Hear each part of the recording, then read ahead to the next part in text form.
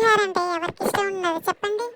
చింతపండు పులిహోర అంటే మరీ మరీ ఇష్టపడతారు ఎవరైనా సరే. నేను ప్రాసెస్ ఎలా చేసుకోవాలో చూపిస్తాను, ఒక్కసారి వచ్చేయండి చూపించేస్తాను. చింతపండుని ఎంత కావాలో కొంచెం తీసుకొని దాన్ని శుభ్రంగా కడుక్కోవాలి. శుభ్రంగా కడుక్కున్న తర్వాత కనీసం 1 గంట అయినా నాననివ్వాలి. అట్లా నానబెట్టిన చింతపండుని శుభ్రంగా పిసుకొని మొత్తం ఎంత గుజ్జుందో అంత గుజ్జు తీసేసేయండి. చెత్త అంతా పక్కకు పెట్టేసేయండి వీడియోలో చూపిస్తున్నట్టుగా. ఇంకా ఏమైనా ఉంటే ఇట్లా ఒక జల్లెడ కానీ ఫిల్టర్ ఏదైనా సరే తీసుకొని దాంట్లో నుంచి ఇలా పెట్టేసేయండి.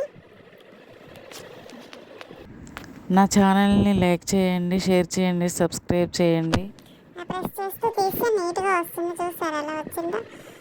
ఆ వచ్చిన పులుసుని స్టవ్ మీద పెట్టుకొని దాంట్లో పసుపు, ఉప్పు, ఎండుమిర్చి, పచ్చిమిర్చి, కొంచెం కరివేపాకు వేసుకొని పల్లీలు కొంచెం వేసుకోండి. చాలా టేస్ట్ అయితే సూపర్ ఉంటాయి దాంట్లో ఉడికితే. తర్వాత అన్నం చల్లారి పెట్టుకోండి. రైస్ వండుకొని, రైస్ కొంచెం పలుకు మీద ఉంటే బాగుంటుందండి.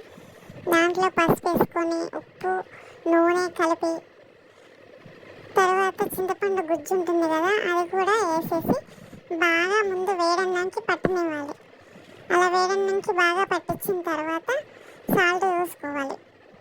ఈలోపు మళ్ళీ ఎండుమిర్చి, పల్లీలు వేయించుకొని విడివిడిగా తాలింపు కలిపిన దాంట్లో వేసేసుకోవాలి.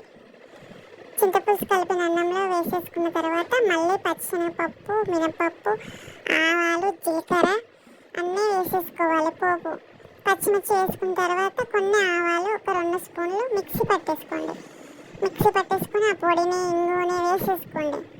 అలా వేసుకోవడం వల్ల ఏంటంటే గుడిలో ప్రసాదం టేస్ట్ అనేది వస్తుంది. సూపర్ అంటే సూపర్ ఉంటుంది. ఒక్కసారి ట్రై చేయండి. చేసి నాకు కామెంట్ పెట్టండి. Please subscribe my channel. మీరు కూడా ట్రై చేయండి. ఇలా ఒక్కసారి ట్రై చేసి ఎలా ఉందో నాకు కామెంట్ చేయండి.